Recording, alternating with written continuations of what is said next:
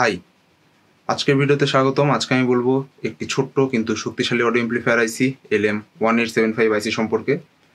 LM1875 হলো একটি single channel monolithic পাওয়ার amplifier আইসি যা হাইফাই এবং ডিআইওয়াই অডিও প্রজেক্টের জন্য বহুল ব্যবহৃত। এটি সহজ সার্কিট ডায়াগ্রামে ভালো সাউন্ড এবং কম বিকৃতি প্রদান করে, যার জন্য ডিআইওয়াই প্রেমীদের কাছে এটি খুবই জনপ্রিয়। টেক্সাস ইনস্ট্রুমেন্টের ডেটাশিট অনুযায়ী এটি 8 ohms লোডে ±25 ভোল্ট ডুয়েল পাওয়ার সাপ্লাইয়ে প্রায় 20 ওয়াটের মতো আউটপুট দেয় এবং উপযুক্ত ভোল্টেজে 30 ওয়াটেরও বেশি আউটপুটে পৌঁছাতে পারে।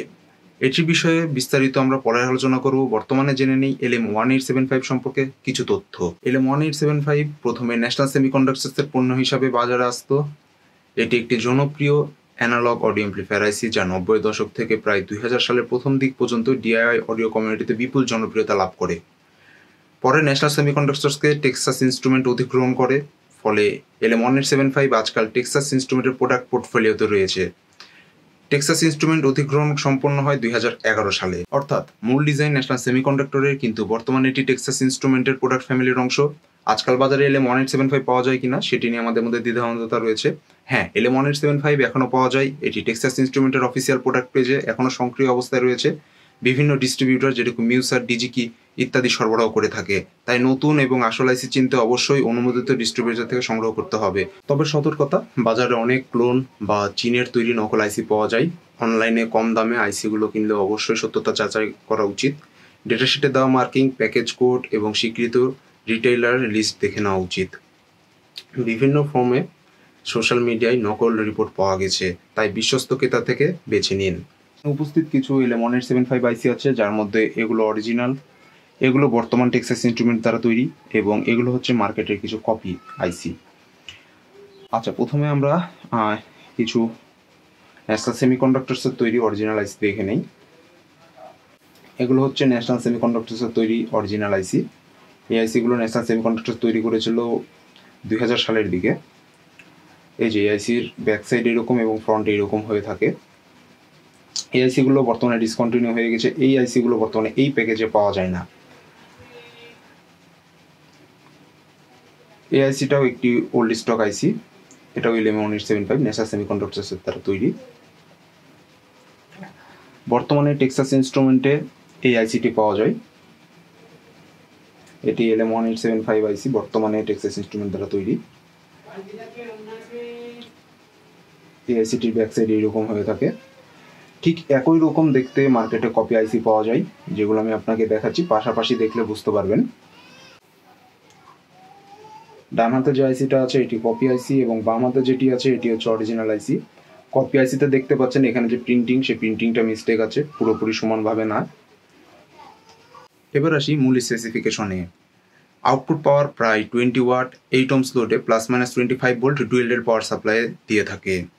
±30 volt power supply 30 watt cross করে, কিন্তু সেই সময় আইসি অনেক গরম হবে এবং টিএইচডি কনফিগারেশন অনেক বেড়ে যাবে। টোটাল হারমোনিক ডিস্টরশন বা টিএইচডি, যেটি এই আইসির খুবই কম, ডাটাশিট অনুযায়ী প্রায় 0.015%-এর মতো।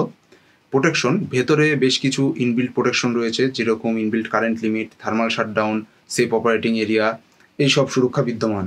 অনেকেই প্রশ্ন করেন 20 ওয়াট এটা কি কম নয়? উত্তর হলো এটি নির্ভর করে আপনার স্পিকার এবং ব্যবহারিক পরিবেশের উপর। উদাহরণস্বরূপ, যদি আপনার স্পিকারের সেন্সিটিভিটি হয় 90 dB 1 ওয়াট পার মিটার, তবে 20 ওয়াট পাওয়ার সহজেই ছোট রুম, ডেস্কটপ ব্যবহারের জন্য যথেষ্ট।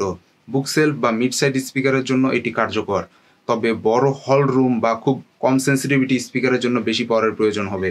LM1875 সাধারণত TO220 এই প্যাকেজে আসে। এর পিন কনফিগারেশন হলো 1 number non inverting input, 2 number inverting input, 3 number voltage negative. Dual ভোল্টের পাওয়ার সাপ্লাই ব্যবহার করলে এখানে নেগেটিভ ভোল্টেজ আসবে এবং যদি সিঙ্গেল ভোল্ট করা হয় তাহলে এখানে গ্রাউন্ড আসবে।